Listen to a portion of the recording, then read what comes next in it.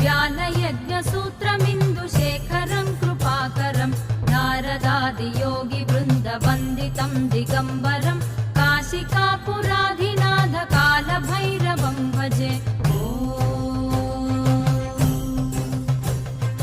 भानुकोटिभास्वरं भवाब्धितारकं परं नीलकण्ठमीप्सितार्थदायकं त्रिलोचनं कालकालमम्बुजाक्षमक्षशूलमक्षरं काशिकापुराधिनाथ कालभैरवं भजे।